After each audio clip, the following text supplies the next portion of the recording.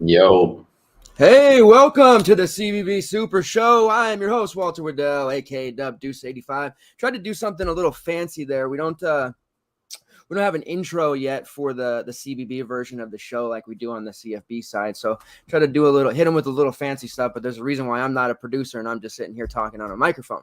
I am joined this evening by my good friend A Stills. He was a little incapacitated the other night, but he's here today to talk Big 12 basketball with me. You guys know college basketball is just a few days away. We're going to be delving into the DFS side, but also very heavily in the betting side of things. And we just wanted to do a couple of conference previews to get you guys ready. DraftKings lobby does have college basketball in it as of right now for Monday night. So people getting very hyped, very excited. Still got college football going on. We had a nice slate tonight on the Maction side of things. There's football every single day the rest of the week. So we're still doing our thing there, but got to get geared up for college basketball and stills. I'm happy to reconnect with you here. And I know you've been doing the preview show tour a little bit and writing some articles and whatnot. So you're tuned in, dialed in, ready to go.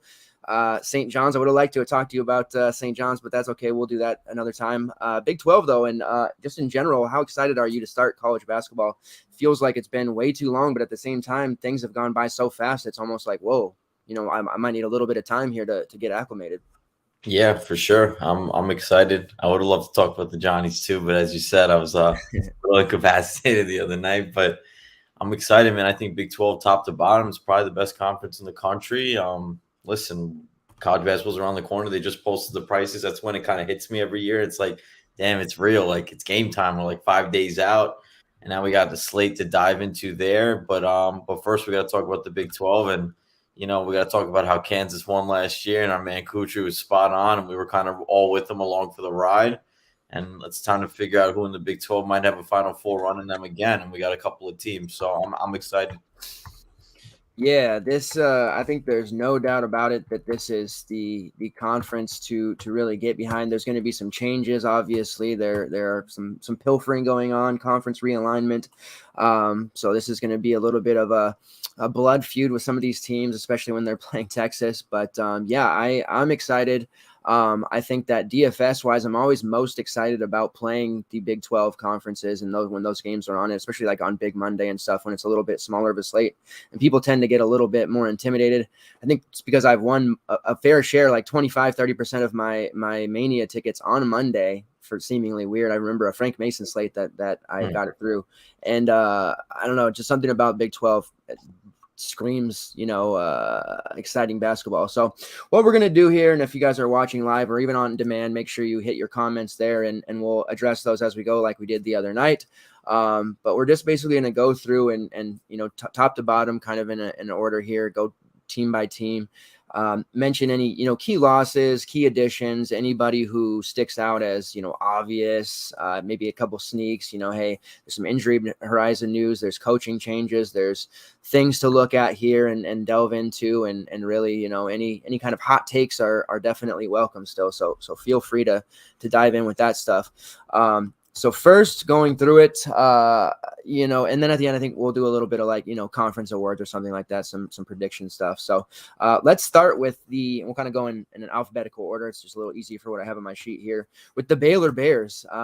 This is one of those teams that, year in and year out, they're a vicious looking squad. Quite a bit of changes this season, some health issues they've had that are going to hopefully rectify themselves and kind of just a new gel of a core together with a couple of pieces that, people maybe not super familiar with from last year because they didn't play a lot, like LJ Cryer and a couple other guys. What is your take here on starting with Baylor? Again, any key losses, key additions, just overall takes about the team and the state of where they stand? Well, as we know, we saw Baylor playing that 1-8 matchup against UNC, and they were down 20 most of that game, and then they came all the way back and went to OT. I thought they were going to have UNC on the ropes, but then they ended up, losing in OT, and UNC went to the title game. So, they lose James Akinjo. You lose Jeremy Sochan to the Spurs. We lose Matthew Meyer. We lose a lot of guys, and then we replace them with Langston Love. I mean, not Langston Love. Yeah, we have Langston Love back for his redshirt freshman year. He just didn't play last year. And we get Keontae George, who probably is going to be, one of the top two freshmen in the Big 12, and he's probably going to have the ball in his hands a ton going into the year from IMG Academy. He played with my buddy AJ Storr.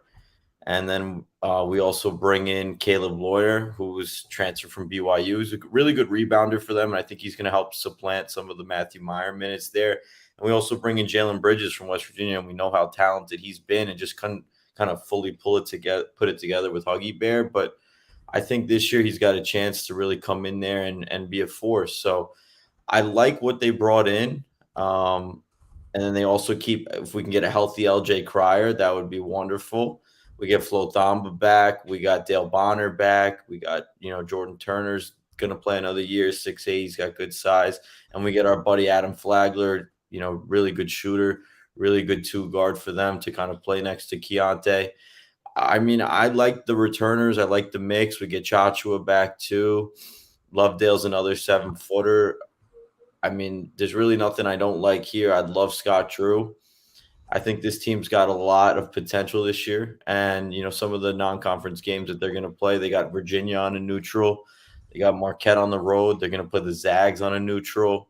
They got Washington State in a semi-home game before Big 12 slate. So they're going to have that marquee game circled against the Zags.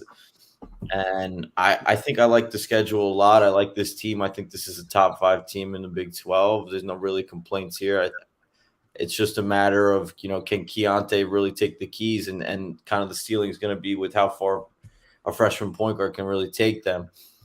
Outside of that, I mean, there's no real issues with this team. I think the starting 5 is going to be something probably along the lines of Keontae with Adam Flagler, maybe some, LJ Cryer with Jalen Bridges and Chacho. I think that's how it's going to start. And then, we could see Loiner sneak in there. We could see Langston Love. I mean, this team's a legit 8-9 deep. And as you'll see with the NIL, a lot of guys came back to school, a lot of upperclassmen with the extra year from COVID. Most of these teams in the conference are going to go 8, 9, 10 deep. So it's kind of figuring out with these coaches, what are we going to do with minutes? How are we going to keep guys happy? And I think that Scott Drew's got a nice mix here of upperclassmen mixed in with younger guys. And we usually see those type of teams have a lot of success. What do you think, Walt? Yeah, and this roster is definitely just tailor-made, and he's so good at bringing in the talent that he wants to run the offense he wants, and the team philosophy. And looking at it, there's going to be a lot of the 3-guard lineup that they like to run. They have Flagler, of course, as a premier scorer, LJ Cryer, who had some health issues. He's going to factor in, and Key George, who's going to be just a phenomenal scorer. Their foreign trip, he was just a machine. He's somebody that, and I don't know, dynasty and redraft and stuff, he's been very, very high, first round pick. A lot of people excited about him. I really think he's going to be a guy that I'm leaning heavily on immediately. There's a lot of usage to go around with Akinjo gone. No, hate to be a hater of James Akinjo, but he tortured me well back into his Georgetown days with some of his, just no-show performances. And I'm not too sad to see him gone. So Key George, kind of maybe taking that role on a little bit with LJ Cryer. I think that 3-guard lineup's going to be dope. Jalen Bridges, of course, very hit or miss. I think that he'll, in a more nurturing environment like here in Baylor, he will play much better. His former coach, his Huggins, there's not a lot of nurturing there. He's kind of an old school, coach, which I like. I don't mind that type of coaching, but it is a little bit tougher in today's landscape to really come down on a guy if he makes a mistake and, really just threaten to bench him for life. And I think a lot of that, stems him making a mistake and looking over his shoulder and just worrying about, that instead of playing his game. So I think we'll see a lot of improvement from him. And then I think Flo Thamba will actually, I don't know, JTT and him will probably split a lot of the 5. JTT is a little bit undersized, but he's still a real tough son of a gun. But Flo Thamba, man, he just does his thing and gets rebounds, blocks shots, and he's like the perfect big for this lineup because he doesn't need the ball and he can clean up on misses and things of that nature. So really like that group. They have Dale Bonner back, who had some, spot starts because of injuries, kind of just a guy, but at least he has that experience in the starting lineup. Langston Love is a pretty exciting kid, like you said, he redshirted, but he has a lot of talent. And then Loner, he's pretty good. I don't think people, when that transfer happened, a lot of people are just like, huh? And I think that they're kind of sleeping on him because his first year in BYU, he was just all over the place, just getting rebounds, just overall a really solid player. Second year, he had kind of a step back, lower role, and some of his numbers went down. His usage actually went up, but his threes went down. His overall field goal percentage went down. His defensive rebounding rate went down. Just a lot of things didn't go right for him. And I think BYU it was kind of a weird year for them. And I think we'll see him kind of return back more towards that freshman season where he was a lot more productive and had a lot of games where he was double-digit rebounds, 10, 11 rebounds all the time, 19 points. He had some really solid games to end his freshman year during the month of February and March. So I think people are sleeping a little bit on what he can actually do. And then I'll be interested to see what guys like, Jordan Turner, Zach Loveday, those type of guys, maybe role-playing types that factor in, like with Baylor, sometimes you'll have these random bench game guys from some strangers that you've never heard of. And I think that's potentially going to happen here. But yeah, I'm really zeroed in on Key George, and we'll be curious to see what his price is that first month of the season. It'll be interesting to see Adam Flagler, his usage, and if he's going to try to take more of a dominant ball role here where he's going to, demand shots. But I think that, Drew's just got the perfect lineup for him and what he wants to run. The last time we saw a 3-guard looking lineup like this, Baylor went pretty far. You might remember they made a title run. So we'll see. I'm not saying that that's going to happen here, but they definitely have that type of lineup here. The Jared Butler, Davion Mitchell, Maceo Teague trio could very easily see that be replicated here. So we'll see. Kind of crazy that Kendall Brown didn't come back, by the way, but we'll see. Yeah. All right. So next team on the docket here, we'll kind of bounce around. Iowa State Cyclones. TJ Otts, man, what a nice job he did last year with a team that wasn't really expected to do much of anything. Got some some quality wins and really got the most out of his guys. Finished 22-13 and not super great record, but made a little bit of a run there, a couple of rounds, Sweet 16.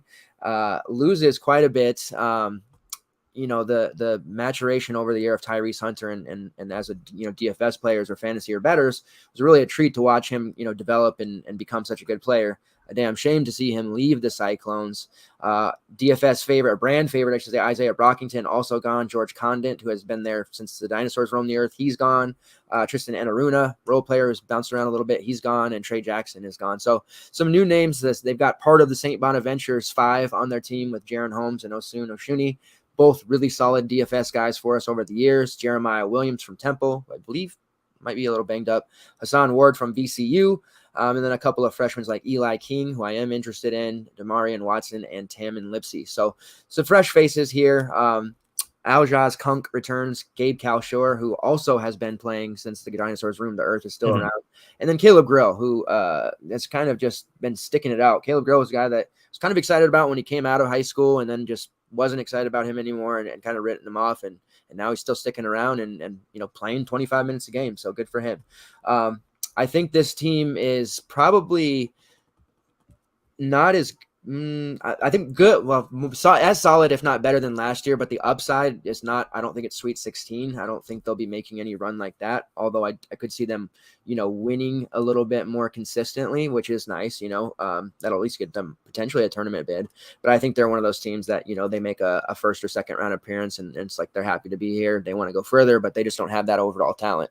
Jaron Holmes, being more of a focal point, it's going to be a little tougher. We saw in games last year over his career, when other guys were hurt or Lofton was off and defense was kind of paying attention to Holmes. He was very inefficient. He was taking like these weird off balance, floater jumpers with 2 guys on him. And it was just like, dude, what are you doing? Shooting 27% from long range. So hopefully he doesn't try to play hero ball. I think their front court is nasty with Hassan Ward. He's a type of guy who can get it done, blocking shots, getting rebounds. He'll score a little bit, but Oshuni is really the focal point down low, and it'll be interesting to see how they kind of use him and his talents and as rim protection. I think the Cyclones will be one of those teams where, yeah, it's not super exciting for fantasy purposes, but when they're on the slate and you have a team playing them, especially in their house, you probably don't want to be full stacking or really, playing those guys. 'Cause I think it's going to be a really tough get for guys, especially that live in the lane or like to drive, to be able to score inside on a shot blocker like Oshuni. People who didn't watch St. Bonaventures or tuned into the A10 will probably not realize it, but they will very quickly in this conference,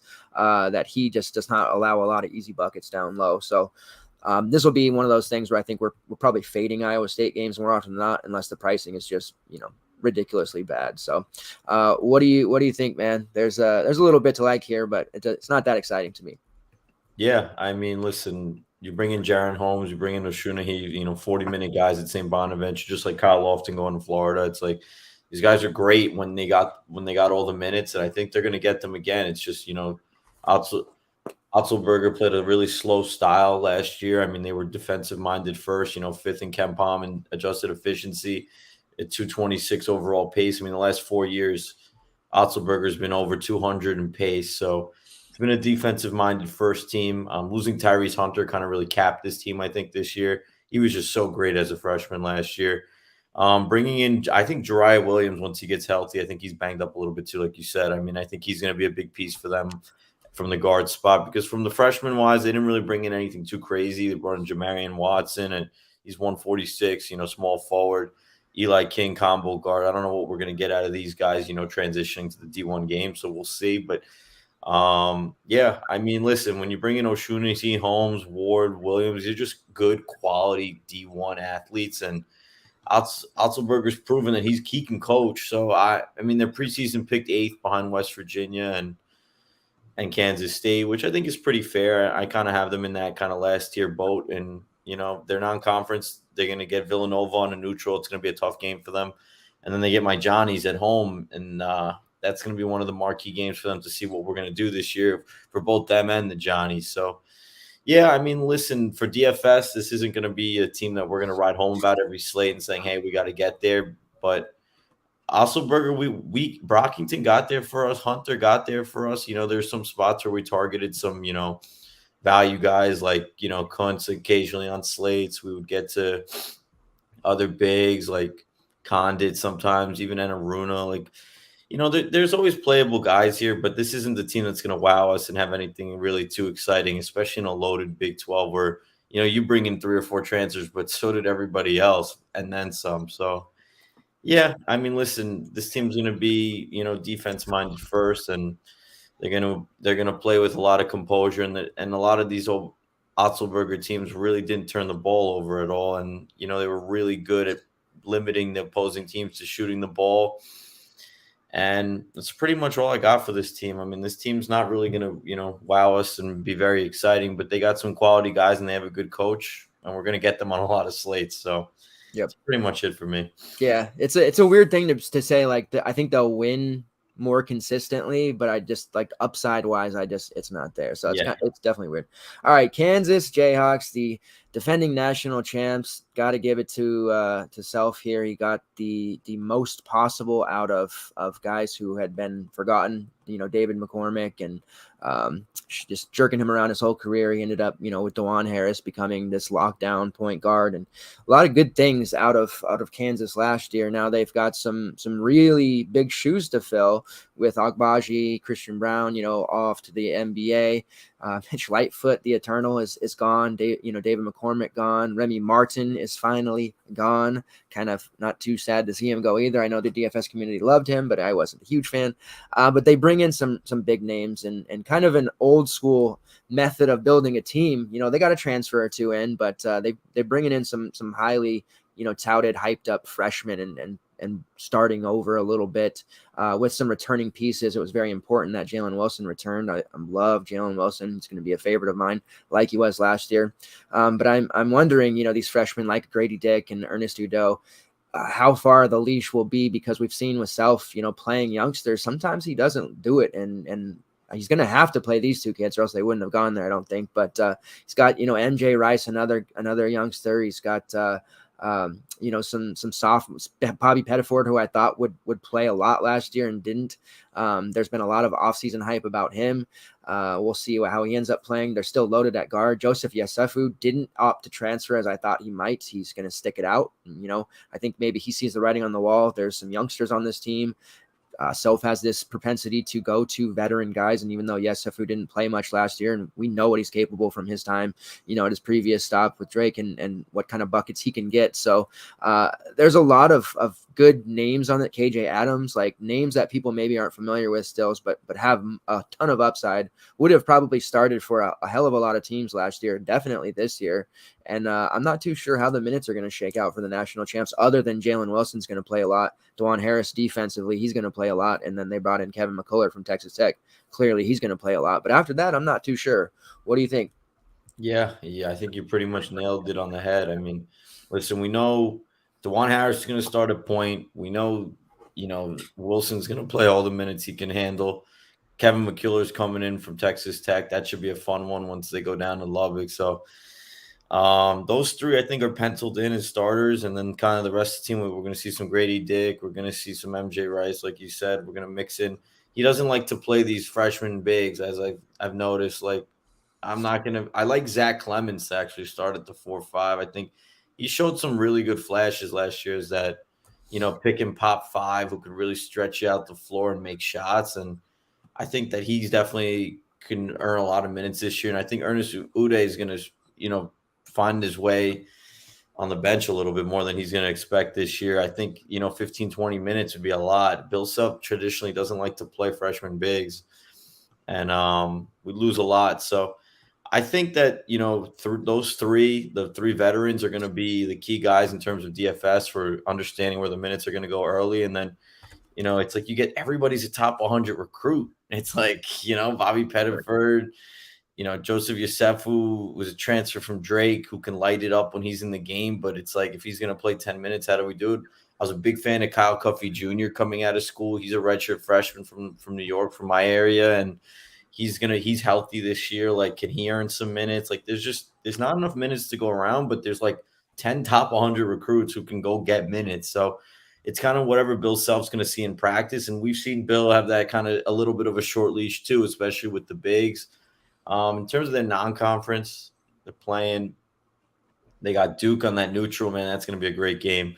NC State on a neutral. They get Seton Hall at home. Missouri, Indiana, Oklahoma State before it was right during Big 12 play. So they got a lot of good teams that they're going to play in the non-conference to figure out what rotations Bill's going to go to. But, man, early in the season, especially that Duke game when it's going to be on the marquee slate on that one of the first Tuesdays, it's going to be really hard to project where these minutes are going to go for most of these guys. I mean, I watched Brady Dick in the McDonald's All-American game. He can really stretch the floor out. Sunrise Christian Academy, we know they've produced a lot of studs. I mean, I really like this team on paper. It's just can Bill find the right combination with these guys, and do they have enough size down low to really bang in the Big 12? I'm worried about, freshman and sophomore bigs, if they're going to be able to handle, 20, 30 minutes of hanging in there with, Texas Tech, Texas, and all these loaded front courts in the Big 12. But overall, I really like this team. I kind of agree with the preseason poll. They have them at 2. I have them right around that first tier, Baylor, Kansas, Texas, just because of Bill Self and the returners. I respect them enough to the point where I don't think we're going to see a drop. I mean, Kansas basketball has been at the top of the Big 12 for the last, 15 years, I think it's been. So I don't really think anything's going to change too much. It's just kind of figuring out who those 2 role players are going to be in the starting 5 and where they're going to go off the bench and what guys we can target in DFS. A lot of times we can sneak in some value off the bench and kind of project more minutes, especially in blowouts. But I think this year's going to be a little tougher just for the fact that we got a lot of really good ball players vying for, 25, 30, 40 minutes that for like 5 or 6 guys who could take it. So that's kind of my only issue in terms of real life. I mean, this is, a Sweet 16 and beyond team. So I like them. I think they're going to be big time. It's just a matter of how we divvy out the minutes and figure out what we're going to do on each slate. But outside of that, I'm a big fan. So yeah, they have an exhibition game coming up in 2 days. And I know you can't read in a ton into exhibition, but this is one that it's on ESPN Plus. I'm going to be checking out just to see who they roll out as the starters first, in those other 2 spots that might be up in the air.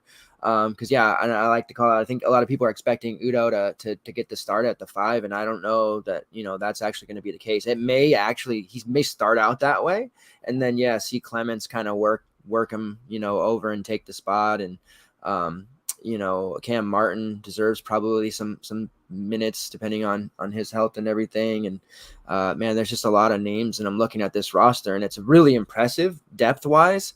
It's just we know they're not going to go 10, 11 deep. That's just not going to happen. but they could. So it's going to be a war. Those like 8 through 11 spots are going to be a war, because at 11 you're not playing, but if you can snake into 8, you are playing. So yeah, Sefu's probably looking to beat the hell out of these young kids in practice every day. I'll be really curious. But yeah, outside of Jalen Wilson, I'm probably not playing anyone early in the season until I have a better read on how it's going to shake out.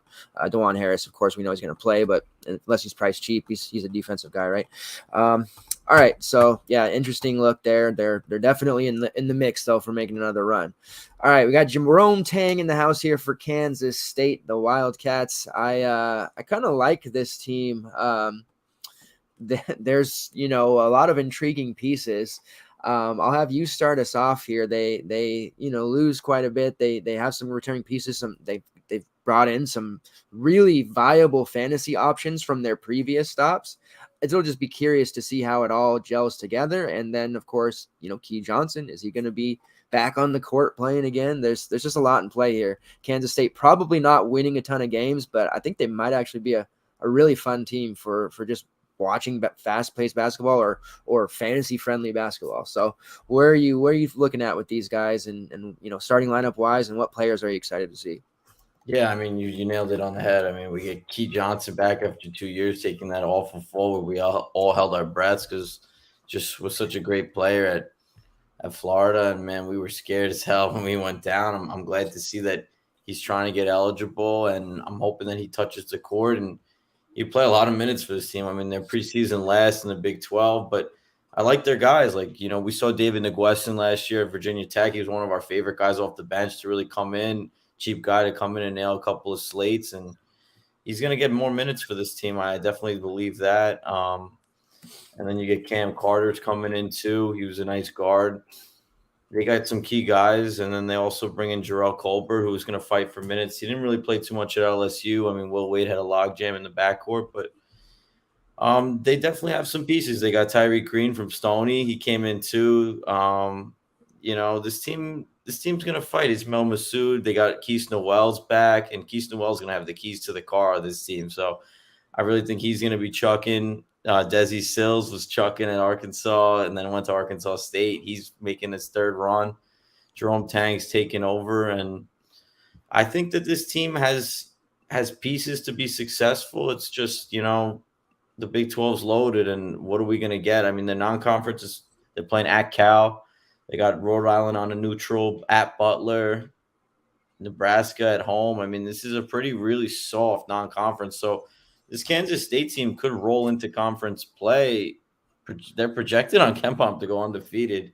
I could see them slipping up, but I mean, in terms of starting off the Big 12 strong, they really could. I mean, their conference is softer than Charmin, but listen, you gotta build up some confidence in Jerome Tang's first year, but I think this team's got some potential to, they got that mix of upperclassmen and some freshmen. No big name guys. Taj Manning, I've read about a little bit at La Lumiere, which is one of the best high school programs.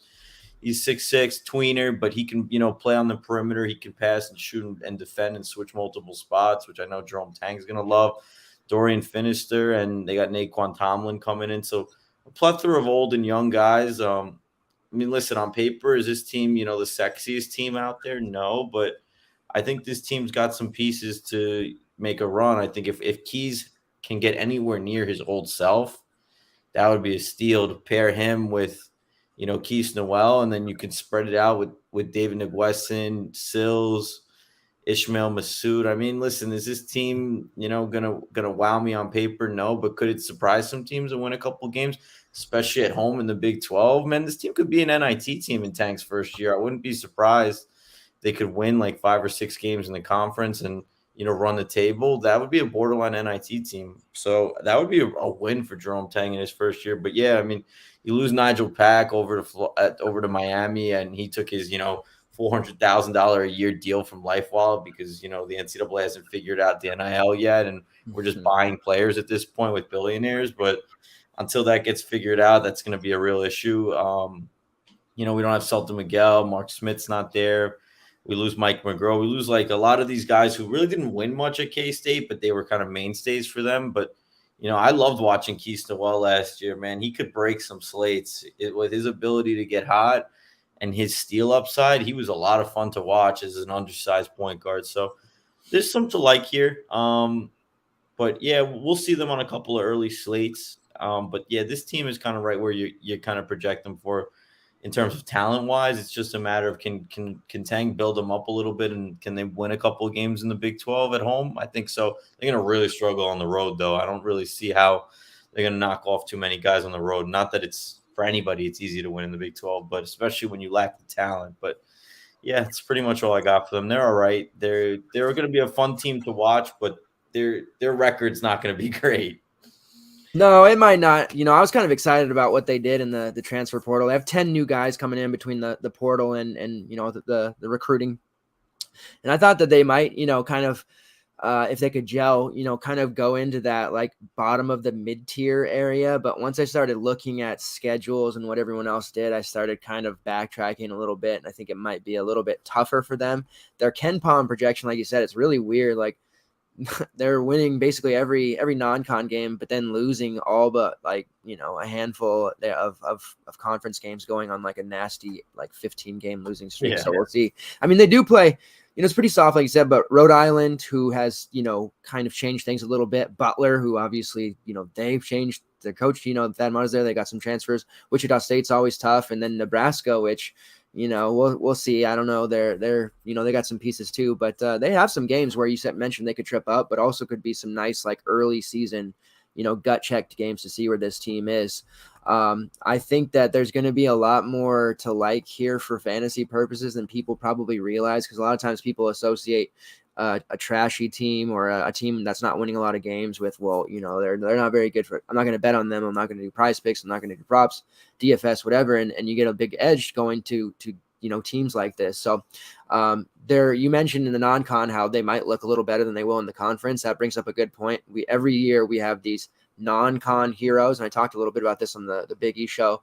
You've got these guys coming into it, and they're putting up these 30s and 40s, and I could see Desi Sills being this guy, averaging like 35 fantasy points per game in the non-con, and then conference play starts, and everybody's still rolling him because of his stats and all this, and then why Sills got 12 fantasy points today? Well, because he's playing, Kansas, or, he's playing a team that has a pulse. So I want guys to be really careful with this team, because I think there's going to be quite a few that look like fantasy gods early on. And then once conference play starts, it's going to be, unless they're priced cheaply, we're probably pushing them aside. I do wonder how much we actually see Key Johnson. He's got that insurance policy, and there's a lot of things that I'm not knowledgeable about, but I read a little bit about. So I'm not sure that we see him for a full amount, but maybe. I think Sills and Noel is a fine backcourt together. There's not going to be a lot of passing initially when Sills is on the floor, but they'll get it. I really like their front court, though. I think there's going to be some potential here. They bring in former Arkansas and Hofstra guy, Bebe Abiome. He's a 6'10" kid, big time production last year with Hofstra. What was it? They knocked off. I got to look up that box score right quick. That was a fun one on the DFS slate. I had a lot of him. They knocked off Arkansas 89-81. And he had 18 points and 14 rebounds, and he was low owned too. And I was like, hell yeah, that Hofstra team was so fun. So he comes over, and I think he's probably going to be like playing less minutes than he did there at Hofstra, but somewhere in the maybe mid-20s. A very viable type of player who has a knack for rebounding, had a very high rebounding rate for Hofstra. And at Stetson, at Arkansas, it didn't quite work out, but he's been around the block, and I think this is going to be a good chance for him to go out and prove he can play at a high level at times in a bigger conference. So I think he's going to factor in a lot with, N'Gesson and Naquan Tomlin, the JUCO kid, who they're very excited about. And then Jarrell Colbert, who is just oozes talent, has so much upside and potential. If Jerome Tang can get through to him, I think he could potentially be like a key player for them for the next couple of seasons.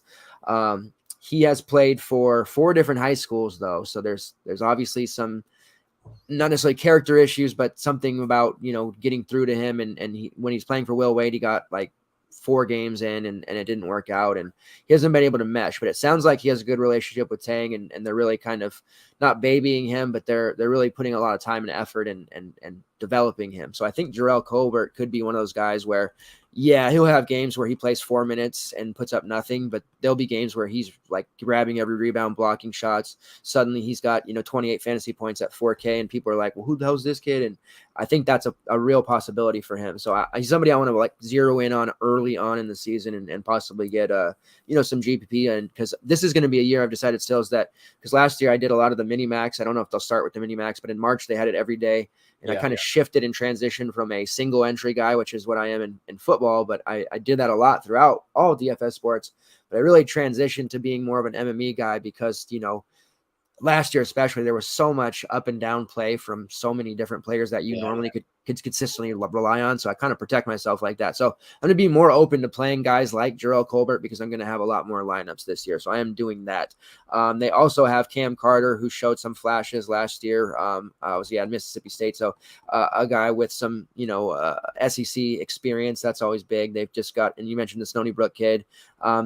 Tomlin, I think, is a little bit of a sneakier player that will start. He's a JUCO kid that has a knack for rebounding, defensively can switch, play multiple positions.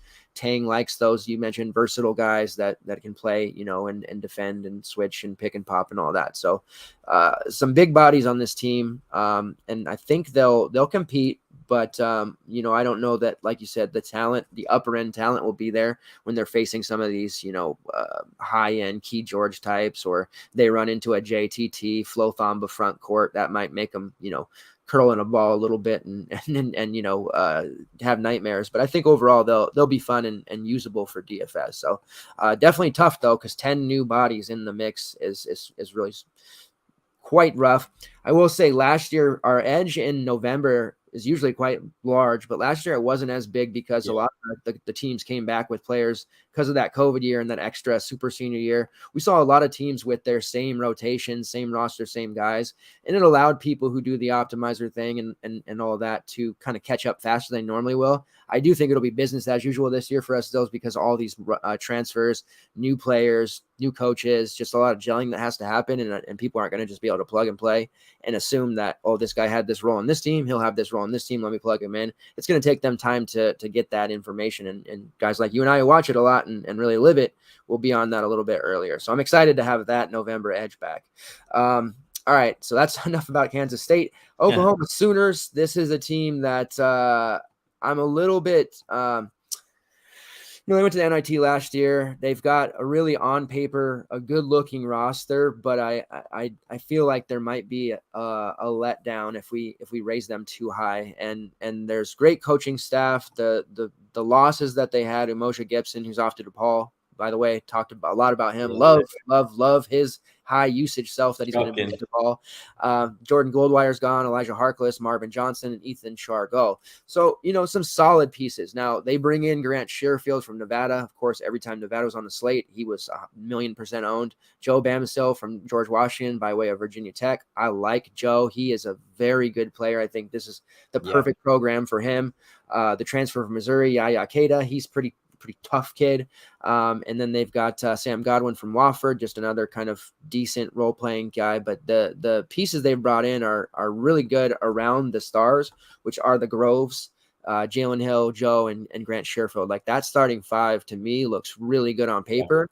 Then it really falls off after those. And if any of those guys has an off night, Sherfield shooting bad, or, Tanner Groves gets into foul trouble, I'm not so sure that the bench is going to be able to pick up at a consistently high level. Like, we'll be looking to CJ Noland, guys like that, maybe some Bijan Cortez who has some experience. But man, I'm really kind of nervous. Like, when they're talking about playing a preferred walk-on like Sam Godwin, not significant minutes, but enough, I get kind of nervous for them. So it is a great situation for DFS because their starting group is going to play a lot. Sherfield, a 19 point per game scorer. Joey B, 16.5 at GW. Jalen Hill was a 9 and 6 guy, really productive when he's a cheapie.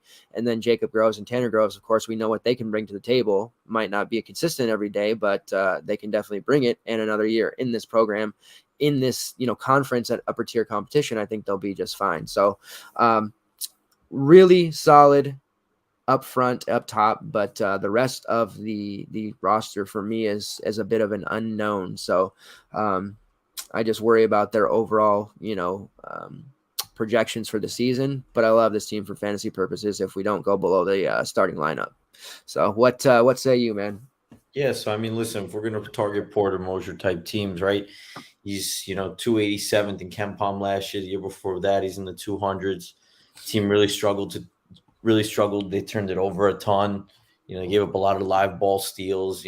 So this team, if we're gonna target Porter Mosier type teams, we're gonna need to know guys are on the floor because they're just not gonna get it done in 20 minutes unless they're minimum price.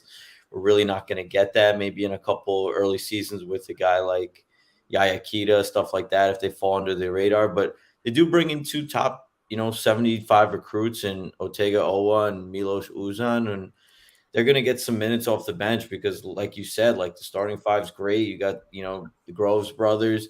Grant Sherfield's could win newcomer of the year in the Big 12. I mean, he's going to have the ball in his hands a ton, and it's going to be pretty much his team. Him and Joe Bassamil are going to make up a majority of the backcourt, which I do really like that tandem. I mean, Bassamil was struggled to get it done in the Power Six for the most part just because of a lack of minutes, I think, and then translated really well at GW. And I was kind of surprised he left GW, but I think he found a great spot for him to really get more minutes and be consistent in a power conference. So I like him transferring back up here. And as a veteran guard, I think that's going to make a lot of sense for him at Oklahoma. But yeah, like you said, like they're projected 7th in the conference.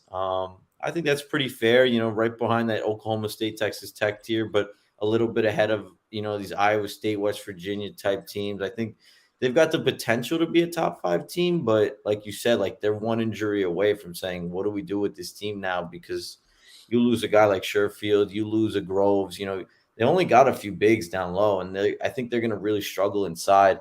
I think we're going to target them on the inside a little bit. I mean, we saw it last year. Like Groves is a good ball player. He can pick and pop on the perimeter, but he's not a shot blocker by any means. Like you're going to go bang inside. Like you get 2 feet in the paint. A lot of times it's going to translate well into buckets.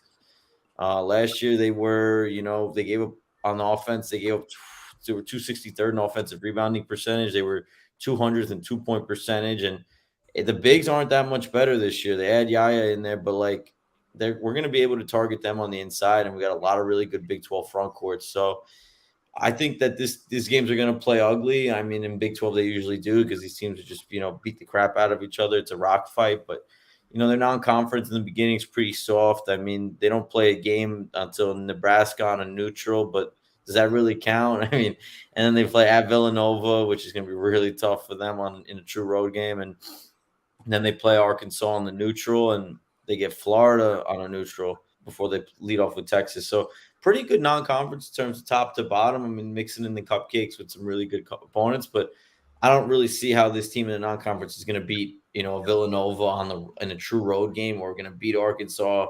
I think they might have a chance against Florida. They're projected to beat them by 1 point, according to KenPom, but that's going to be a really good game. I like Castleton and Lofton. I mean, that's going to be a game. They got to win at least one of those games to make it to even be considered a bubble team, I think, with the way their conference shakes out. So I kind of see this team as an NIT team if they can hold serve at home in the Big 12 and take care of the cupcakes. But yeah, like you said, like they're just not that deep. And listen, like this isn't really a traditional style where we like to target Porter Mosier type guys in DFS. So yeah, I mean, I'm going to be on Sherfield hoping that his price is not super high and DraftKings hasn't caught up to him being, $8,000, $9,000 player. If you sub 8K, I mean, we don't want to go to him pretty early with the deflections of, Goldwire, Harkless, Shagwa, and Gibson. So there's definitely some minutes and some ball handling that he's going to definitely take right away.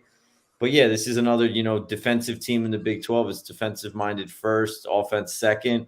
And in games when they're going to play like Iowa State, Kansas State, like who the hell's going to score the ball? Like these games might be like first to 45 wins, man. It's going to be tough to watch these rock fights. But like you said, like, the non-conferences are right, but they're going to have to win 1 or 2 of these marquee games to really think that they're going to be on the bubble unless they really take care of business and win a couple of really tough road games in the Big 12. So, I mean, I love Grant Sherfield. I think he has a chance to be, a second team, first team, all Big 12. And then from there, the Groves brothers are always solid, but nothing scary on this team. I think this is, they're pretty much slated right where they're supposed to be. So, Yeah, it'd be interesting to see if they can make up for their kind of lack of maybe toughness inside by playing a sort of 5-out, style that they did when Moser took Loyola to the Sweet 16. They kind of avoided that, but anytime they run into an imposing physical big man, yeah, I think that, regardless of how hard Tanner Groves may have worked this summer and what he looks like and how tough he became and if he worked on his post moves, I think that just, they're going to give up a lot, and they're going to use the fouls that they have on these kids like Sam Godwin Godwin and Yaya Keita. I think they're going to be guys who come in for the purpose of trying to draw fouls, but they're going to use their fouls to rough up the opposing bigs. And then the freshmen that they did get in, they're higher end recruits, I guess, but the Big 12, man, they're not kind. It's not a kind conference to youngsters, right? Like No. CJ Nolan was a Big 12 all freshman last year, but he barely ever played half the time, and he averaged less than 5 points. And KJ Adams was on that team, and he barely played. So it's a really tough conference for freshmen to come in and play. And on the same token, for transfers too, it's maybe in a definitely a adjustment period for Sherfield and definitely Joey Bam, because they're, we could see them when they get to conference play maybe shrivel up a little bit before ultimately figuring it out. So it's a team that, yeah, I'm lukewarm about, but I like what they've done on paper. It's just, I'm not too sure it's going to translate to a lot of wins. And I think there's going to be some frustrating nights of DFS if you roster them. All right, going to Oklahoma State and Mike Boynton's club here. They have, some decent pieces that are returning. I think overall they're going to be a tough club defensively, and another one that's going to make life difficult. And Big 12 slates are suddenly looking to me like lower scoring slates that are defensive minded, but we'll see. They're losing Bryce Williams, Isaac Lekili, he's off to was OSU. Keelan Boone, he's decided to go. Rondell Walker, Matthew Alexander Moncrief, who I've always loved and was really hopeful things would work out better for him with Oklahoma State. We'll see how things work out now that he's hit the transfer portal and is gone. Donovan Williams also gone. They bring in High Point transfer John Michael Wright, who's probably thrust into a large role right away. Caleb Asbury from Texas State, Russell Harrison from UL Monroe, and their primary freshman out of Arkansas, Kion Williams. So those are the new guys. Mo Cisse is back, the 7-footer. I think, he's probably going to be looking at a more consistent role with minutes wise. Caleb Boone is back. We'll see how consistent he can be. Both Mo and Caleb Boone are capable of breaking slates with their shot blocking, their steals, their high end rebounding. It's just the fouls that come into play with those guys have always wrecked them. And Mo Cisse's minutes have been really kind of, up and down. One game he'll have 25 and you'll feel it's safe to go in the water with him. And then he'll play 12 and you're like, shit, I got. So it's really tough with those guys. But looking at the rest of the roster, I think this is a year that Boynton's going to have to play both a ton of minutes. But on the same token, if they can't stay out of foul trouble, it won't matter anyways. Then Avery Anderson, Bryce Thompson, and John Michael Wright as your kind of 3-guard trio there. With Asbury coming off the bench, they've got Woody Newton there, Tyreek Smith had some nice games as a min-price option last year. Not playing, more than 15 to 16 minutes, but he had some, 10 to 12 fantasy point games and was a usable option.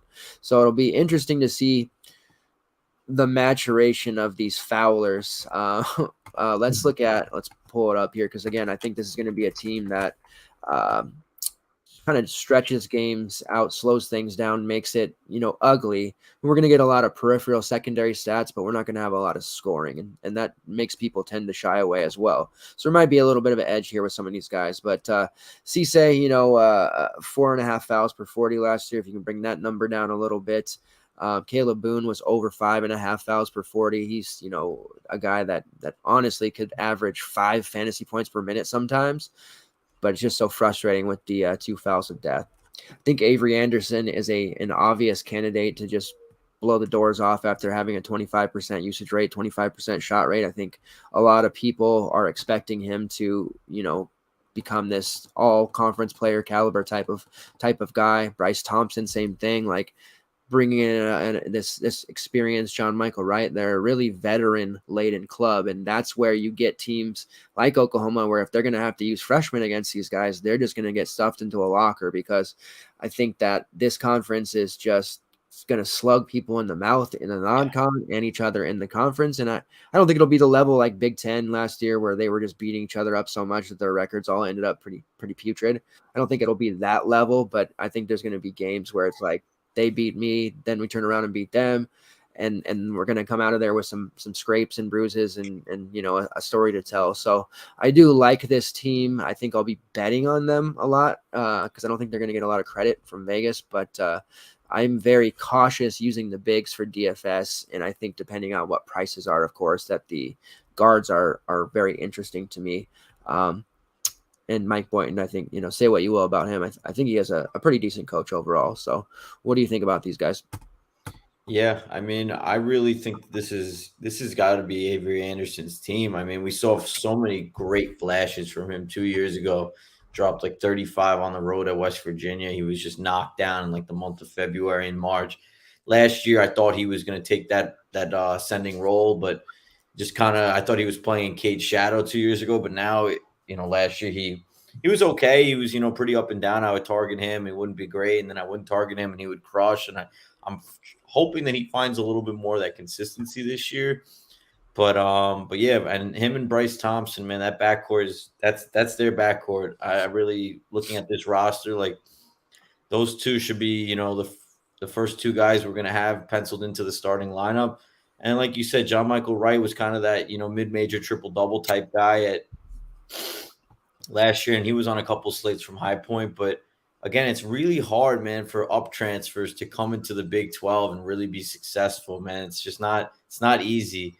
And that's all they brought in. They brought in Caleb Asbury, who is a chucker, and he's going to come in off the bench and he's going to, take some shots and take some usage. But man, it's hard to really come into the Big 12 as these mid-major guys and really have a nice role and really have definitive roles, and especially for DFS for us. So like it remains to be seen. I don't really love the recruiting class that they brought in, neither did 247, but I like the remaining pieces, like I said, and I like Musa Cisse. They have him listed on their website and their roster. It's 216 pounds at 7'1".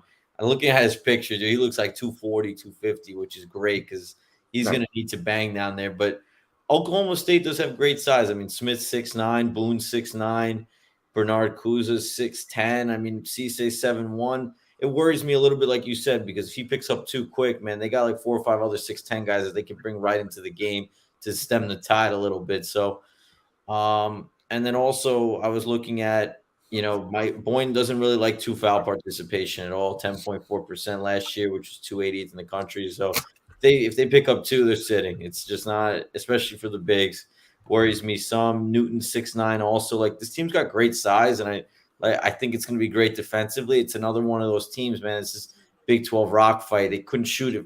They couldn't shoot it for crap last year. 29.5% three-point percentage last year. And now we're not bringing in great shooters. Like it's like, it kind of scares me.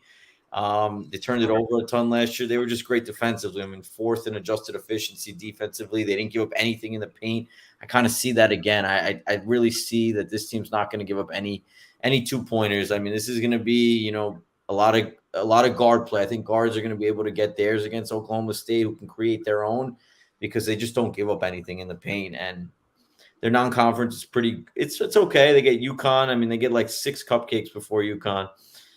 They get UConn on the road. They got Vatech on a neutral, Wichita State on the road. I mean, it's pretty soft the more I look at it. They should run the table here. And honestly, outside of the UConn game and Vatech, I mean, probably going to go in 1 or 2 losses. If they want to really be really competitive going into Big 12 play, they'll probably knock off Vatech if they can.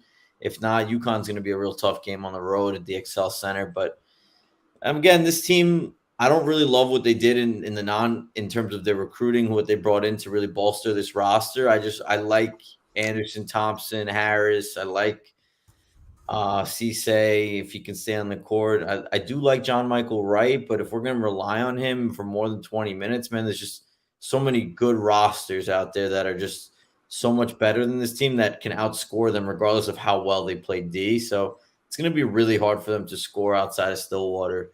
But yeah, I see this as kind of a middle of the road team. I feel like 5 might be a little high for them, but the teams under them aren't that good and they play a similar style. So I feel like anywhere from like 5 to 8 is pretty much up for grabs in this conference. I mean, Baylor, Kansas, Texas, I feel like are so far ahead of the pack here, and then it's kind of everybody else. But yeah, I mean, listen, the Big 12 is going to be a dogfight, and we're going to probably get 6, 7 teams in the tournament. I think this is maybe a bubble team if everything falls right, but I kind of see them kind of falling out and kind of being more of an NIT team. But Yeah. yeah, pretty much it for me. Shooting definitely the thing to really look at here, because they don't have anybody on the roster that shot over 40%, so that's going to be tough. It is worth noting too, if there's a potential sneak, Boynton's been kind of raving and hyping up Woody Newton, but that's one of those ones that I'll have to believe it to see it, and I think it'll be a situation where Mo or Caleb get into foul trouble and Newton comes in and has this like amazing game and earns minutes, and everybody kind of these random guys who pop up for like 2 or 3 games, they're must plays, and then they disappear. I think Woody Newton has that kind of situation in him. And mentioning their non-con, the Virginia Tech, we're gonna be talking about ACC actually tomorrow. Virginia Tech, man, I love that team. That's gonna be a tough one, and that's actually the Hall of Fame Invitational at Barclays. You're gonna have to get up to Brooklyn, man, because that game, O State versus Virginia Tech, Tennessee versus Maryland, and Iona versus St. Bonaventure, and then Hofstra versus UMass for good measure. That'd be fun. Gonna be fun. Yeah, that's that. If I lived out there, man, I'd be finding a way to go see that. I'm only a 40-minute train ride, so I think I'm gonna get over there. Yeah, I would be excited to see UMass versus Hofstra actually. Yeah, how Martin. I love Speedy. Yeah. All right. So moving on, we have a team definitely in the mix to, make a big tourney run, possibly win the conference. The TCU Horned Frogs, they have some serious firepower and return the entire nucleus of a nice team last year. Obviously, Mike Miles is getting all the love. They went the second round last year, 21-13, 8-10 in conference. I think we see them make a little bit of a jump forward. But Mike Miles, everybody's going to be using him all the time. 2 years ago, he was kind of, you could see these flashes of that guy could be a conference player of the year, but then he'd disappear for a few weeks and then come back and look great again. And you can't afford those stretches now, but I think he's, to a level in his, technical junior season, that he's going to be a big time fantasy option and a high price player. I'm excited that Damian Bow's back. I love Damian Bow. He had a monster game for me last year. One of his best ever that helped me have one of my most profitable nights of the season. And I'm happy he decided to come back, because defensively he's strong and he does a lot of the little things. Like he'll score his 10 to 12 a game, but he's going to get rebounds. He's going to get assists. He's going to block shots. He's going to, hit a couple threes. He's not historically a good 3-point shooter, but he has been able to knock them down in clutch moments. And he's a fantasy option that just doesn't give any attention or any respect from the rest of the industry. So don't sleep on Damian Bow here with Miles. Chuck O'Bannon's back, Emmanuel Miller, Eddie Lampkin. Like that's their starting 5. That's great. Micah Piva's back for, depth purposes. Shahada Wells, hopefully he's healthy. At UT, Arlington a couple years ago, he was a scoring machine. I think Xavier Cork is actually way better than people give him credit for. I think he takes a step forward. And then they do bring in Rondell Walker, who we just, kind of talked about there, leaving from Oklahoma State. And Walker was a very viable kind of second tier guard, played over 20 minutes a game last year, averaged 5 and 3. Shot about 30% from long range. So somebody that they can use on this roster and give them some good second unit minutes, because after the starting 5, it gets a little dicey. But I think there's a bunch of guys here who have shown it in the past, have kind of fallen off a little bit, and are in a situation with TCU where they can really kind of, write the ending to their chapter in a winning way. And Micah Peavy could go out as, a remembrance of being a solid basketball player on a winning basketball team, instead of just being kind of a scrub who isn't deserving of the hype he got earlier in his career. So I like this team a lot. I think most people do, of course. So I'm not saying anything too crazy here.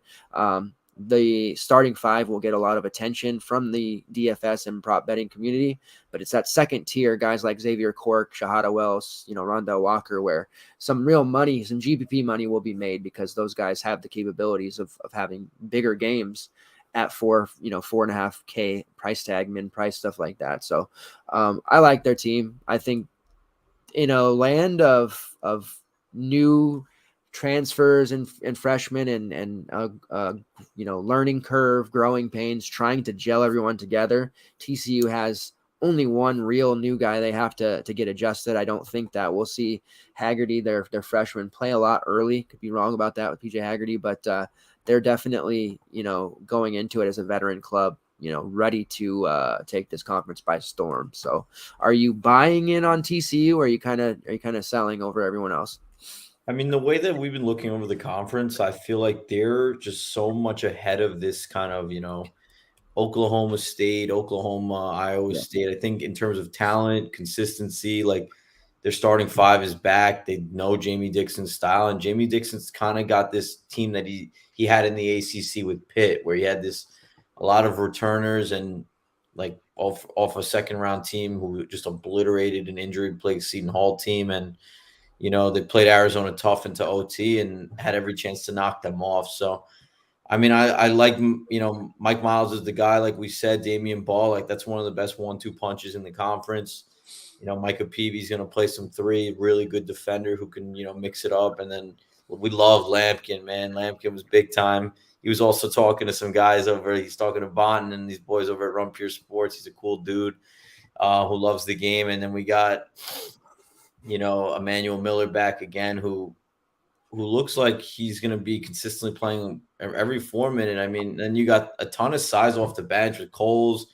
You got one of the best transfer bigs in Sulame Dombaya. I mean, 6'11" from the Congo. If they can get anything out of him on offense, Jacoby Coles, Shahada Wells, Cork, they get Walker. I mean, this team can go 8 or 9 deep without even if PJ Haggerty's even ready to play some combo guard minutes off the bench. So I really like this team. They're projected to run the table in the non-conference. I mean, their first test is going to be Cal on neutral, which doesn't seem like much of a test. They're projected to win by 14.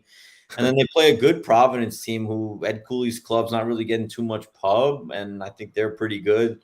They're projected to beat them by 9 at home. We'll see how that goes. They get SMU on a neutral. But the one thing that worries me is outside of that Providence game, man, we might not have a team projected inside the top 100, maybe Utah in that semi-away game, but outside of that, there's a lot of cupcakes on the schedule. So, I'm fine with it if they're going to win games in the Big 12, which I think they're going to win. I think this team is probably a 7 to 10 seed, if I had to guess.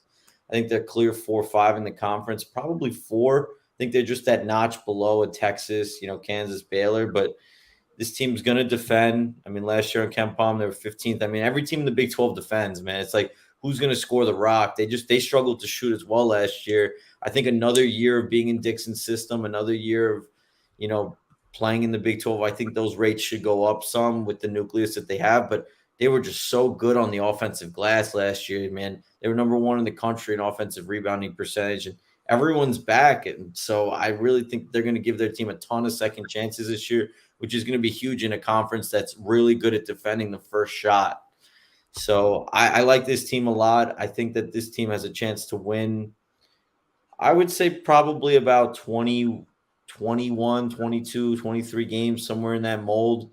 Again, like going on the road is going to be tough in the conference, considering there's going to be nights where they're just not going to make shots. But their ability to offensive rebound is very impressive. They're going to defend, and Jamie Dixon kind of has this trajectory rolling with the club now, starting to turn into more of that Pitt in the ACC where they were consistent, top 30 team in KenPom's rankings, and in terms of being a top 30 team in the country and a consistent NCAA tournament team. I think they have that kind of nucleus rolling. I like them a lot. I kind of wish they'd challenge themselves a little bit more in the non-conference. I'm seeing like a lot of Big 12 non-conferences are pretty soft, but outside of that, I have no qualms. I think they're about 8-9 deep, and they're going to be ready to go. So I like TCU. I think they're a clear tournament team. I think they're a clear, 6, 7, 8 seed, somewhere in that range. Yeah, and if they get the right the right matchup, like they did last year, they matched up really well against all the teams they faced in the tournament. They could definitely make a run. They are a bit of a matchup based team, and a guy like Lampkin can really dominate against a team that's smaller or not as physical down low. But then when they got involved with teams who were much more violent down low, he kind of regress back a little bit. But they do have, you mentioned Demaya and I'd mentioned Cork. They've got kind of a 3-headed monster thing going on there at the 5 where they can kind of rotate guys out. And I think that they're going to be a team that if games, they're going to be in a lot of close games. Definitely. I don't see a lot of blowouts in the conference. I mean, and I think it'll be, their toughness and what they experienced last year will allow them to, more often than not, win those close games. So I definitely like what I see here. And I'm glad you mentioned Providence, because that was a team I was very, very, very hyped about. And I think that they set up so well for DFS, not to bring up Big East again, but that team is a classic Ed Cooley short depth DFS squad. So I'm excited for them. All right, let's move on. You have mentioned quite a few times about Texas. It sounds like you're quite excited about the club this year. I will defer to you here in a minute. You can roll through their roster, but they, the pieces they lose are definitely key. I'd say there's some continuity issues, but their freshmen are really good.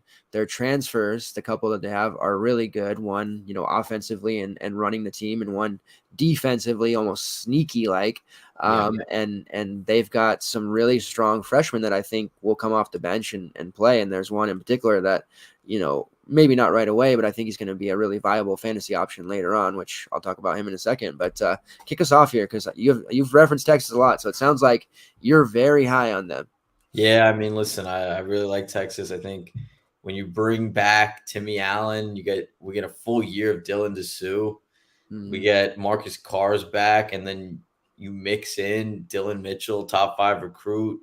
You got Christian Bishop back. I mean, it's similar in the sense of last year where they have a ton of mouths to feed, but I think this year it's going to be more, concentrated where, Tyrese Hunter's just it stinks for Iowa State, man. They got to face him twice after losing him. Like, that's just torture. And then you bring in Jabari Rice, who was great, excellent defender, great size, come off the bench, man.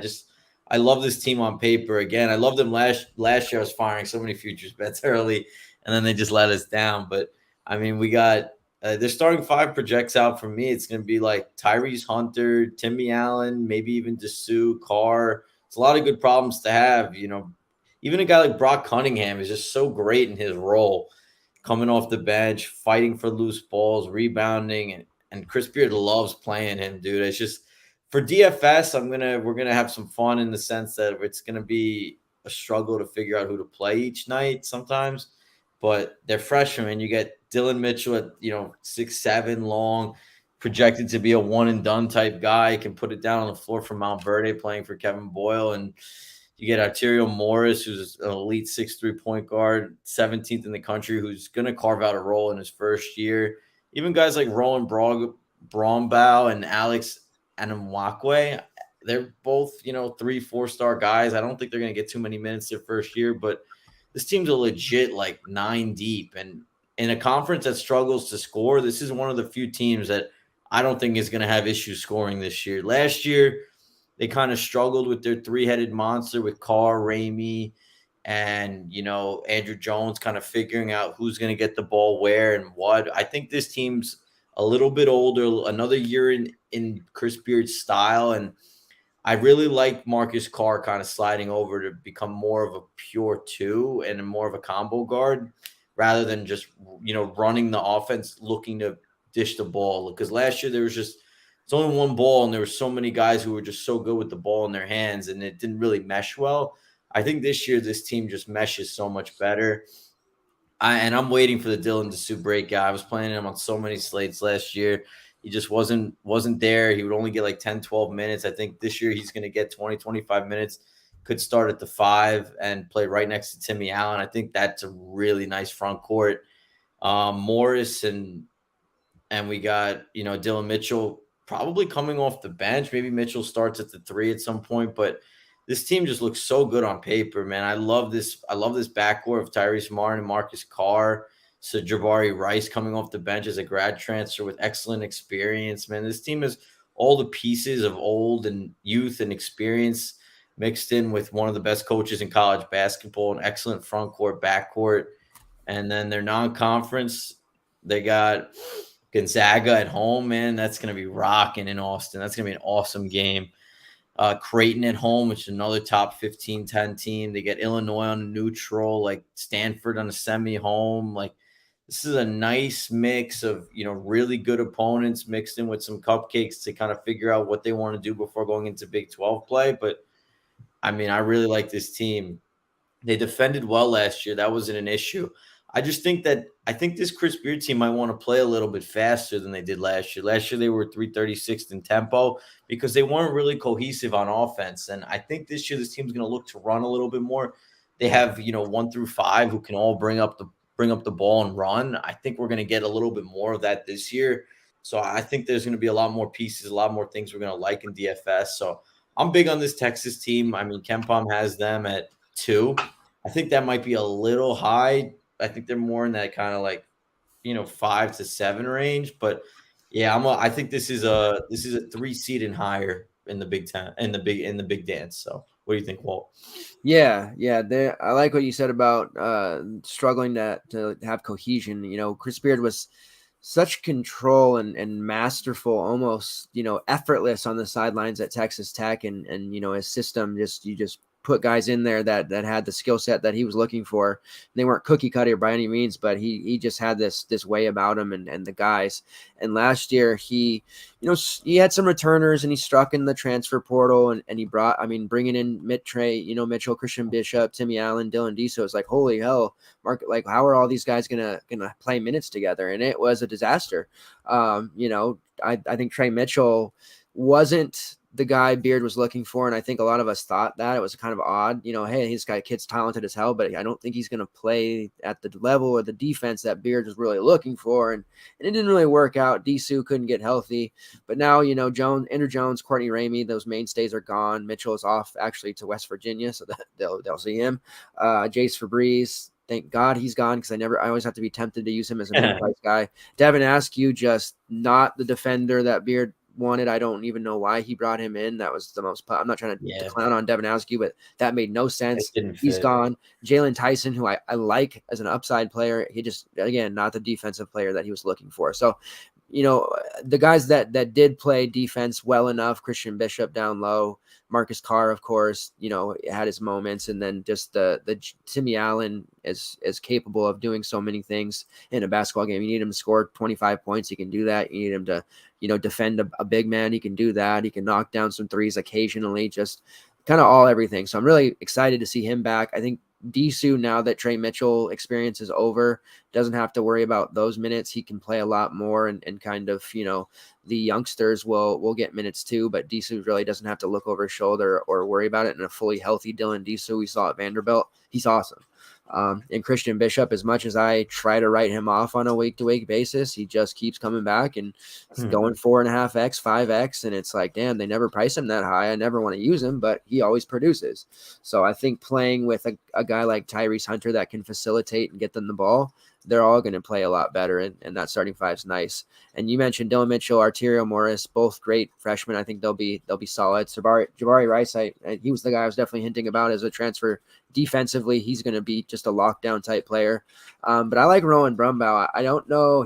Originally he was going to Northwestern as one of their highest guys, but ended up backing out. He's just this old school, like Pistol Pete Maravich type player. I'm really excited for people to get a chance to see him. He may not get the minutes this year. He's maybe more of like a stash guy if you play Dynasty, or somebody just be aware of later on. But I think in the non-con, there's going to be opportunity to use him, in some of these throwaway games where they play a Houston Christian, if that's even or Arkansas Pine Bluff. Probably won't even have them on the slate, but there might be some of those, or Rice, stuff like that. I think there'll be an opportunity to use some of these guys, and he's just, his feel for making the right pass at the right time is so outstanding. Like, he's not the most athletic guy. He's not physically imposing. He's an okay shooter, but he's like an amazing passer. And I feel like he's going to do some really good things that'll wow people. And I don't know. I get excited about those old school passing types, and I'm not saying he's actually Pistol Pete or anything, but he makes passes like him that I'm like, whoa. So I'm feeling it. So hopefully he can play the kind of defense that Beard demands to get on the floor, but we'll see. This team, top to bottom, they're not as jumbled as last year, and I think the pecking order is clear. I think the minutes will end up being quite clear. I think we'll see an 8-man rotation here with Rice, Morris, Mitchell as the main bench pieces, or if Disu comes off the bench with Mitchell starting, whatever. Brock Cunningham will come in as a kind of part-time sniper, and then we'll see Brumbaugh maybe get minutes in blowouts, or as he develops further into the season as just a secondary guard to initiate offense if Carr or Hunter need a break, or if there's foul trouble, or God forbid an injury happens. But yeah, I think Chris Beard, anytime you are dealing with him and your money, you definitely want to put the money on him more often than not, because he's an awesome coach. I think last year was an outlier. I think he had to figure out what he wanted to do, how to get his type of player in. And I think this year, in year 2, he has his type of player in. So we're going to see a lot better results. And it's not as if last year, results weren't great. They went 22-12. They made the tourney, went to the second round. But, this is a team capable of making a much deeper run, because we know that guard play gets you deep in March. They'll have that. And veteran players, which we saw with Kansas last year, gets you deep in the tournament, and they have that as well. All right, moving on, we have Beard's old team. Mark Adams coached Texas Tech Red Raiders. They did a absolutely phenomenal job last year, finished 27-10, made the Sweet 16. They got to, rub it in Chris Beard's face and trash talk and all that. But I think this year we'll see a little bit of a shift in things, although Adams is a really good coach. The team that he will have around him is really nice. They actually got Jalen Tyson away from Texas. And like I said, Tyson was a kind of a highly rated, hyped guy that just didn't get a shot. Kerwin Walton is in the mix.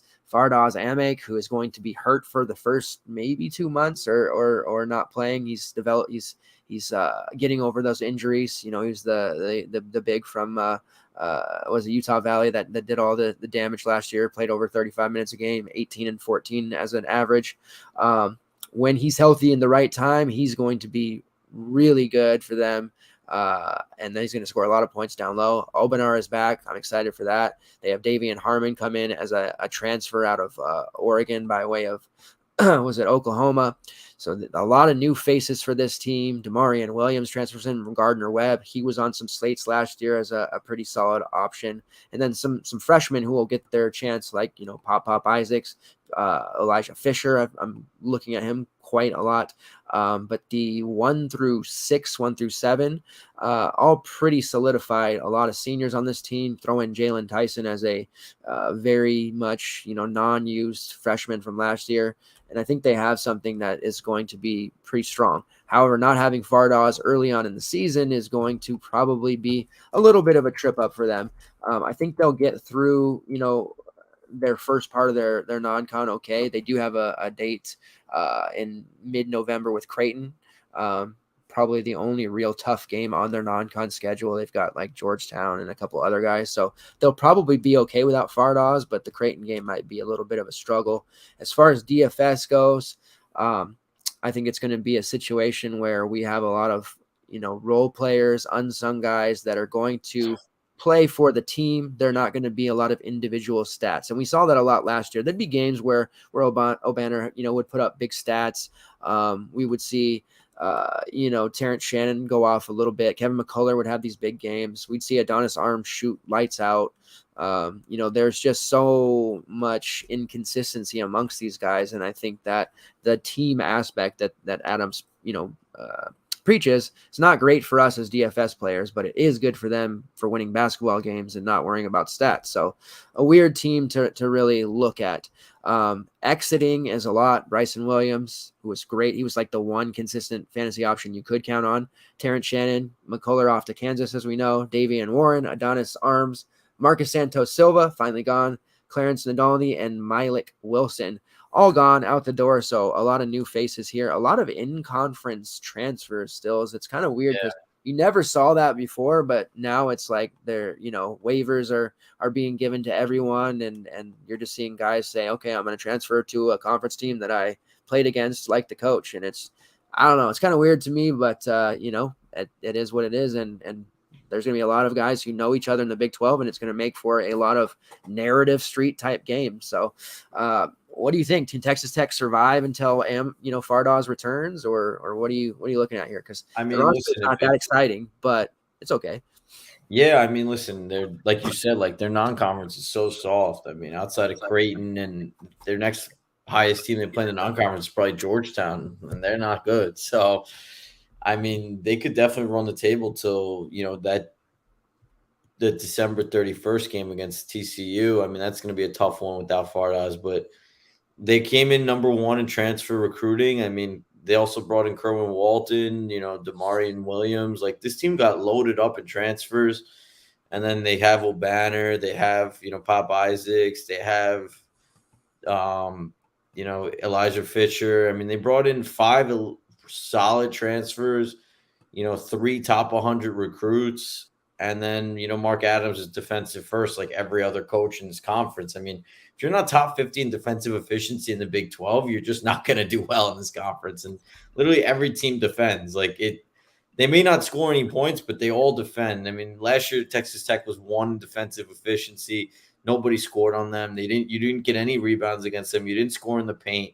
And it's going to be a similar boat this year. I kind of wish they challenged themselves a little more, but I guess they catch a break with Fardas being out because, like you said, at Utah Valley, man, he was 18 and 14. He shot 40% from three. Him playing against him on the other side with O'Banner, pick and pop guys. Banner was great from three last year, especially in the tournament. He got hot really late, really good stretch five. I mean, this team's got really good pieces. It's just kind of figuring out what we're going to do. I think Damian Harmon came into a nice situation to kind of start at point guard and take the keys for this team. And then I could see Jalen Tyson kind of playing a lot of two for them. Elijah Fisher mixing in. We might even see, Kerwin Walton as a 40% three-point shooter at North Carolina's freshman year, kind of get some rejuvenated minutes because I think they're going to need some shooting help on this team. And then we get Fardas back. We got Pop Isaacs, who can hopefully make a name for himself and coming off the bench to start off the year, and O'Banner. I mean, I think this team's clear 5 in the conference. I think they're better than Oklahoma State. I think they're still a notch behind TCU, and I think they're kind of clear 5. I think this is a tournament team. I don't really know what kind of seed I'm going to have them at. Anywhere between maybe like 10 to about 7, I would say, maybe 8, 9, something in that range.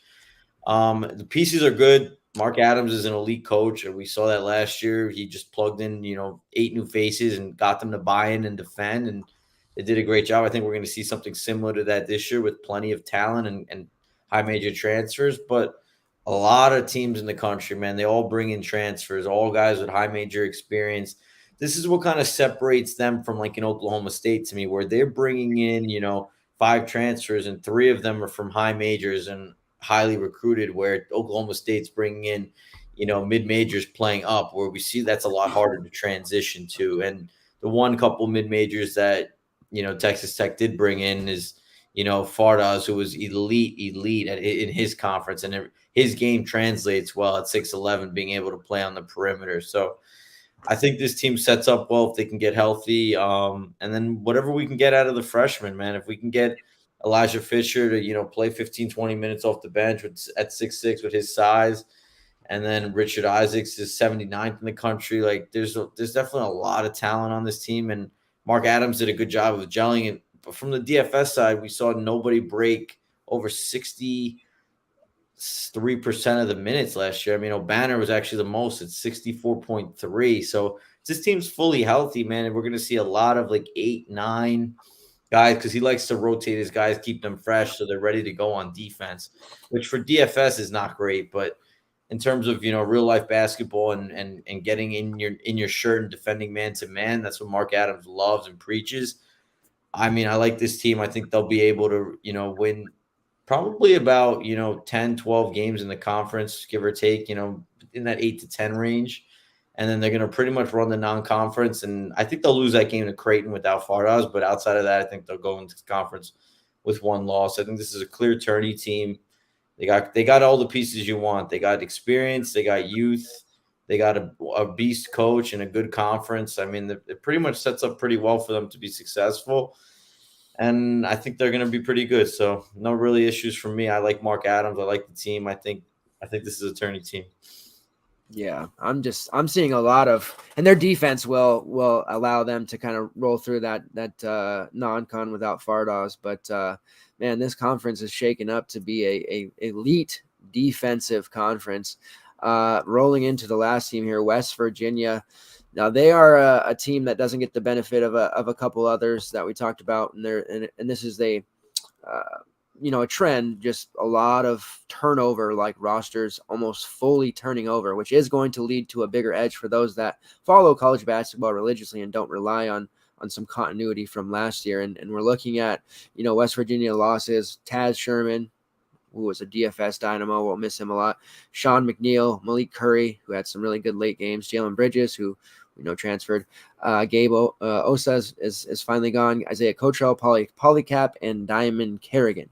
Now they bring in Eric Stevenson from South Carolina. Welcome back, Emmett Matthews. He spent a year back home with my Huskies. Now he's gone back to West Virginia to finish out his career. Trey Mitchell, Joe Toussaint from Iowa, Jimmy Bell, who was with the Billikens for a couple of seasons, then became a really solid JUCO guy last year, averaged 9 points, 9 rebounds.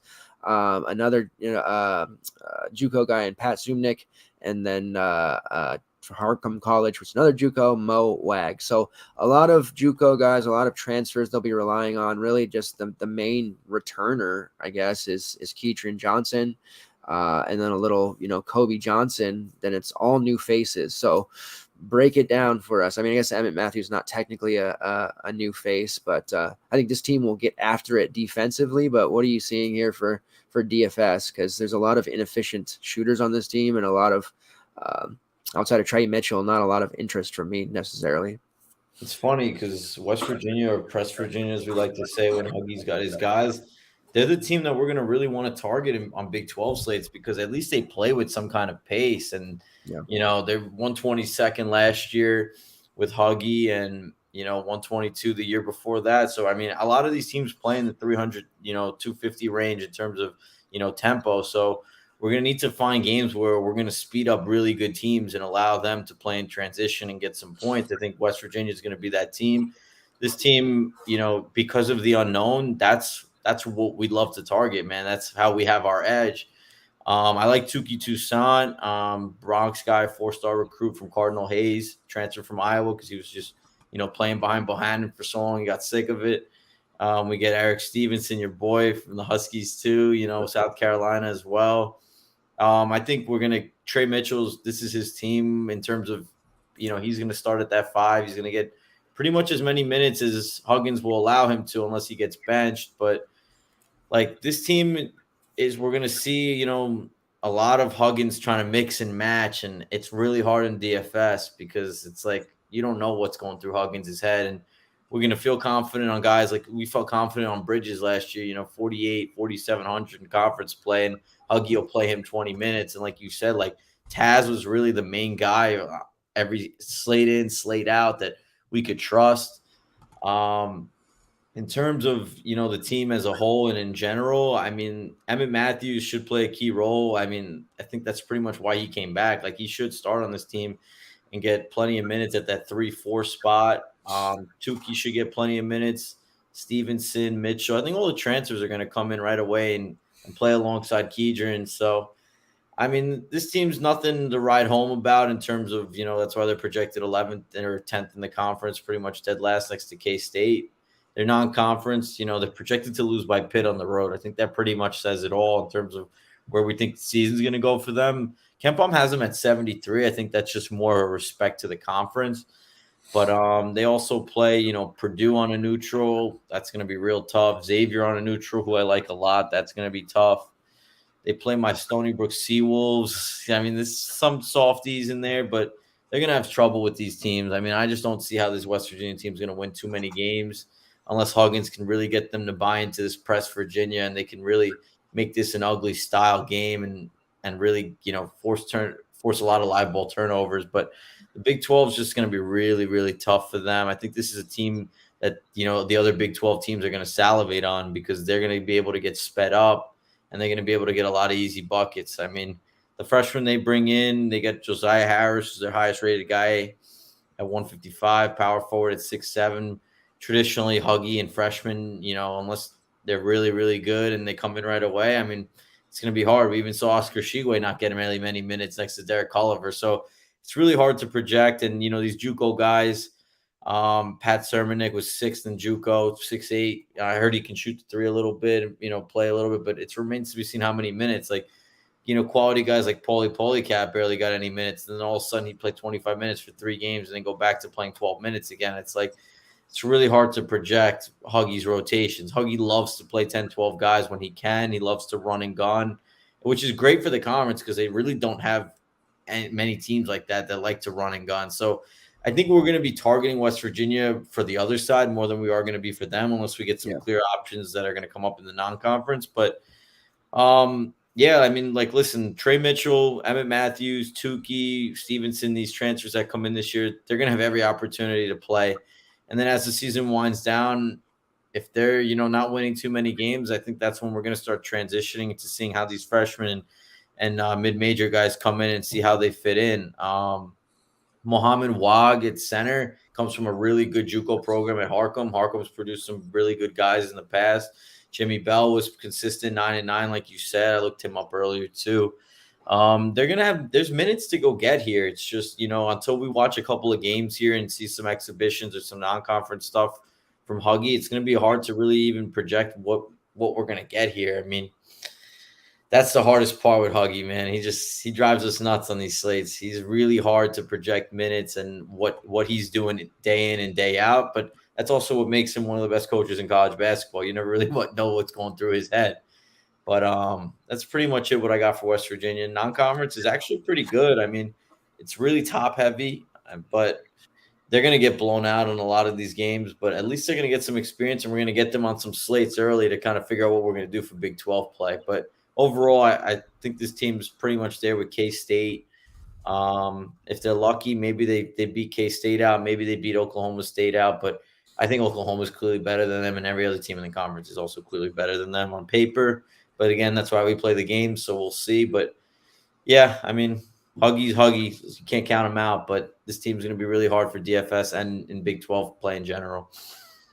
Yeah, they had a exhibition game against Bowling Green a few days ago, and Eric Stevenson, he's one. He scored 18. He's one that he's the most inefficient. When he was in Washington, man, he couldn't buy a shot, and it continued at South Carolina. So I think he's one that could potentially see his minutes, go by the wayside if he's turning it over a lot. He had 6 turnovers in that game, but if he's bricking shots and turning it over, I think it opens up the door for a player like Kobe Johnson, who, didn't play a lot last year, had to, pressed into some minutes as a youngster, when they'd have injuries or whatever. And I think that he's kind of the sneak maybe that I'm looking at the most for this team, as a cheap guy that if he, he started that game against Bowling Green, but if he comes in and plays, 20, 25 minutes, I'm kind of interested in him. And he's somebody that, reading back some of the summer, quotes and interviews from Huggins, that he's quite high on. So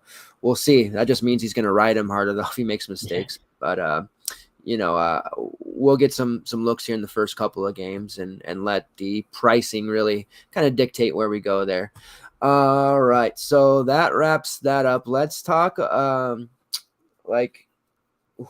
who's your, so do you have a clear top player in the conference, or who's your Big 12 player of the year, or maybe not even from the media standpoint, but just from a DFS fantasy perspective, who's the top player in the Big 12 by the end of the year, in your opinion? I think it's probably going to be Keontae George. I think he's just going to have a ball in his hands a ton. It's going to be Scott Drew's going to ride him hard, and I don't see how he fails us, until he gets to that 9K and above range. It's going to be hard not to play him on every slate. He's kind of the first one that really comes to mind. I really do like Tyrese Hunter. I think he's a big-time ball player. He knows the conference well. I think he's going to play a lot of one. He's going to have the ball in his hands. And like I said earlier, I think they're going to slide Carr more to the 2, which I think is going to be a better fit for him. Those are 2 guys that really stand out to me. And then on Kansas, like we said, it's kind of muddled. I love Jalen Wilson. He's like a triple-double threat, double-double type guy every night. Those are kind of top 3 kind of first-teamers that I really like from that standpoint. those are kind of the first couple guys that come to my head. Anybody else you want to kind of sneak in there? No, I think, Jalen Wilson would be the one I would probably say. I think now, he's got a national title on his belt, coming in as the guy, the de facto leader. I think he's going to play with a lot of confidence, and his numbers, I don't think they'll slip. He went through a weird stretch early in the last season where, his minutes kind of, slipped a bit, and he wasn't producing quite as well, and he was kind of banged up. But I think we'll see majority of the time him consistently produce at a high level. So I think he's definitely, the guy as far as DFS goes. But Key George is going to be such a scoring machine. For Villanova, Cam Whitmore is going to be that guy that I think we can rely on as a scorer. He's always going to put up a big number, and he'll be like a Cam Thomas, but also instead of put up some peripherals as well. And I think Key George is going to be like that a lot as well. So I'm with you there. And Mike Miles has to be in the mix. So I think first team wise, like Key George, Mike Miles, Jalen Wilson, like those three, lock them in. And then I think it's up for debate whether it's like Timmy Allen or Avery Anderson. Like there's a lot of different guys here. What about a breakout player from the conference that can be somebody new, somebody that's there before, just somebody who hasn't already been, just hyped up to the moon because of past performances, and somebody that maybe isn't really on people's radar? Do you have somebody like that? I don't mean to put you on the spot, but I know you've been studying it. So yeah, I mean, listen, I mentioned him earlier. I know he comes over from Nevada, but Grant Sherfield should have the keys to the car at Oklahoma, and I think he's going to come in right away, and he's going to be that guy he was at Nevada. He's going to play 35 minutes. He's going to have playing ball screen all night long. His stats are going to be pretty good. I think he's going to average around. I mean, Big 12 is going to be tough. I could see him around 16 points a game. 4 assists, 4 or 5 rebounds, steal or 2. But I'm really impressed with him. I really like him, and I think we get Dylan Dessou to break out this year. I really like him. I really loved his game with Stack 2 years ago. Him and Pippen were just, every night playing 35 minutes in the SEC and balling out. I think we get Dylan Dessou healthy. I think those are two guys, right off the bat that I really like. And then I'm also a big fan of Adam Flagler. I think we're finally going to get him going, playing that 2 guard next to Key. I think those two are going to play really well off of each other. I love those three, right off the bat. And even throwing Kevin McCullough transferring over, I think he's got a clear role, 35 minutes a game over there for Kansas now, playing on the championship squad, going to the rivals, as they say. You can't beat them, join them. But those three off the bat, I think, are going to be really nice players in the Big 12. I like that for sure. I have 2 that are really high bust potential and may not even play a lot, depending on how their performance is early on. And one is Bobby Pettiford for Kansas. I think, offensively, his game is there. I hope that in the offseason he took a chance to really develop defensively and will be able to push DeJuan Harris there for some minutes, because otherwise, if they're running Grady Dick as like the 2 Carter, or they're going to be a huge lineup. But I really want to see Pettiford, kind of step out and play big minutes, whether that's as a second starter or off the bench running the second unit. But I think he's going to be a really valuable DFS option if he gets down to the floor. And it's a big if, of course, sometimes with these other guards, but I like him. And then a teammate who we mentioned briefly, Zach Clements. I think, with Uday, freshman, not playing a bunch for Bill Self at times, he has a very short leash. I think Clements and Pettiford both have breakout potential, and it's really going to take some additional minutes early. Their performances, setting them apart and pushing some of the younger guys aside, even though they're younger guys themselves. Those 2, and then my third guy, the ultra super sneak, is Jarrell Colbert. If he can figure it out and get on the court for 20 to 25 minutes, I think he's going to be the type of player that is averaging, a 2.5 fantasy points per minute. And some games he's going to come out there and do some Dodo Braden thing, or he's going to get into foul trouble and they're going to yank him and he's not going to play. And it's going to be like, why did I play this guy? But some of the times you're going to get him in there as a min price or 4 or 5K guy. And he's going to put up a 30 spot in 25 minutes. Like, he has that kind of upside. I'm very confident in Jarrell Colbert if he can stay on the floor. So that's a big if there. Who's coming out of here? Is it Baylor, Kansas, Texas? Like, who's your pick to win this conference and go deep as possible in the tournament? My head says Baylor. My heart says Texas, but then you can't count out Bill Self in the Big 12. So I'm gonna stick with Texas just because I just really like this team. I'm Yeah. gonna lean that way just to be a little different, but you can't go wrong with any of those top three. I think they're clearly ahead of everybody else. No, I agree. I have to be lame and say Baylor, but I agree. There's a clear top three there.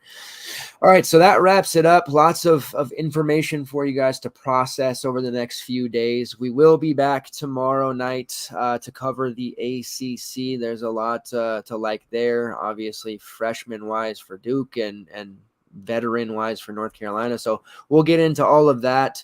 We'll talk about our sneaks and team by team and give predictions. And then depending how fast we can get through that, maybe give you guys a couple of extra, names or teams to maybe look at from some of the other conferences. Because with my schedule in college football and you doing your thing in NFL and work, and Sunday night is the Christmas Eve leading into Monday with got to get into the DFS mode. So really we'll utilize tomorrow to bang out ACC and then maybe give a couple of other things. So that will do it. I appreciate everybody who tuned in live and ultimately on demand and checked out the Big E show. Lots going on here. You guys definitely want to make sure, if you're not already, that you follow my man A Stills on Twitter at AStills45.